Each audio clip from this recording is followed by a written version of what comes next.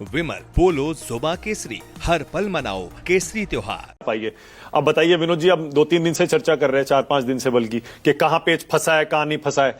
आज तो दोनों ही गठबंधन फाइनल हो गए और हम यही एनालाइज कर रहे थे ना कि कोई कहीं नहीं जाने वाला है। मैंने आपसे आपके शो में परसों ही कहा था हाँ, एनडीए के बारे में कि जैसे ही राम जी फोन करेंगे हनुमान जी मान जाएंगे और आ जाएंगे, मोदी जी ही फोन करेंगे तो।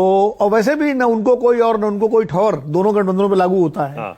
और लौट के भैया घर को आए तो मतलब और किसी के पास कोई ऑप्शन है भी नहीं है। देखिए आप क्या सोचते, चिराग पासवान हम मांझी जी केंद्रीय मंत्रिमंडल छोड़ करके और सारा जो एक सत्ता का जो दबदबा है, प्रभाव, वो छोड़ करके महागठबंधन में चले जाएंगे, वहां क्या मिलेगा उनको? कल तो कह रहे थे जब तक मंत्री हूं, बयान आया था ना। ये सब पोस्चरिंग होती है सर, ये सब जो है मसल फ्लेक्सिंग होती है ताकि ज्यादा से ज्यादा शेयर ले सकें। मांझी जी तो कह रहे थे कि उन्होंने कौरव और पांडवों और दिनकर जी की कविता कोट कर दी थी तो, लेकिन ये सब भूल जाएंगे। उसके बाद फिर मिलकर लड़ेंगे, फिर कहेंगे मोदी जी के नेतृत्व में, अमित शाह जी की सदारत में हम आगे बढ़ेंगे, वो सब। और उधर भी यही होगा, महागठबंधन में भी यही होगा, वो तेजस्वी यादव की सदारत में और लालू जी की सदारत में। अच्छा, वहां तो वो 3 डिप्टी सीएम का फॉर्मूला निकाल लिया गया है।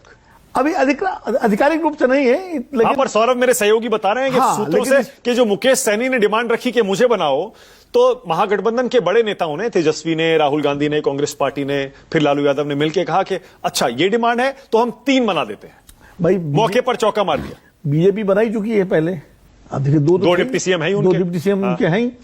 कर्नाटक में 3 थे, कर्नाटक के कहां पर, आंध्रा में कहीं पर, कर्नाटक में ही तो थे। पिछली सरकार जो बीजेपी की थी उसमें 2-3 थे डिप्टी चीफ मिनिस्टर। तो 2 deputy chief minister, 3 deputy chief minister, ये कोई अब नई बात नहीं रहेगी। ये 2 तो मतलब लगभग हर जगह बन जाते हैं। आप देखिए, मुझे लगता है कि अगर उस पर आए मुख्य सवाल पर कि पलड़ा किसका भारी है। देखिए दोनों सेनाएं अपनी तरह से चाक चौबंद हैं बिल्कुल कुरुक्षेत्र में उतरने के लिए। फर्क यह है कि जो सत्ता में होता है उसके बाद लेवरेज ज्यादा होता है, जैसे देने के लिए ज्यादा होता है। अब तमाम सारी योजनाओं की घोषणा की नीतीश कुमार जी ने और 10,000 रुपए खाते में भेजने की घोषणा ही नहीं की, भेज भी दिए गए।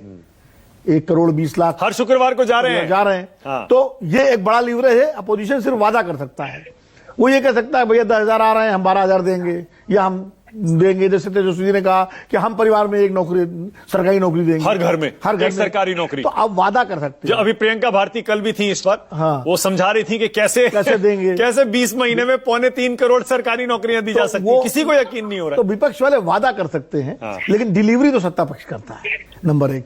दूसरा, शीतल जी कह रहे थे, बात सही है, भारतीय जनता पार्टी का चुनाव प्रबंधन, संगठन, आरएसएस का तंत्र, पूरा जो है संगठन, सारा तंत्र मंत्र यंत्र सब जो है सत्ता पक्ष के पास मजबूत होता है।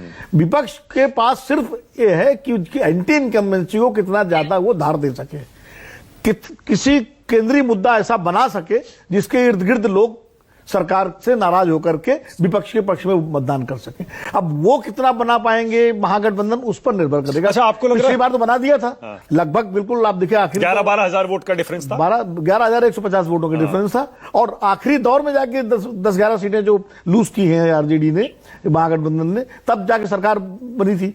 इस बार क्या वो टेम्पो बना पाएंगे, ये महत्वपूर्ण है। और इसमें मुझे लगता है कि कांटे की टक्कर मैं भी मान रहा हूं, और मैं ये नहीं कह रहा कि कोई कौन आगे कौन पीछे है, लेकिन इतना जरूर है कि कांटे की टक्कर के साथ साथ चुनाव जो है, केंद्रीय मुद्दा चुनाव का क्या होगा, ये अभी तय होना है, अभी बाकी है, तय होना है। अच्छा, क्योंकि केंद्रीय मुद्दा विपक्ष जो है वो बनाएगा बेरोजगारी, सबसे बड़ा मुद्दा, और पलायन को, एंटी इनकम्बेंसी, और सत्ता पक्ष अपनी योजनाओं को बनाएगा। अब जनता किस पर भरोसा करती है, ये ओके। रविंदर सिंह शेरों, उसके बाद नेहरू के जन्मदिन पर जो है देखेंगे, चाचा नेहरू के जन्मदिन किसको उपहार, पॉलिटिकल डिबेट अभी करूंगा, लेकिन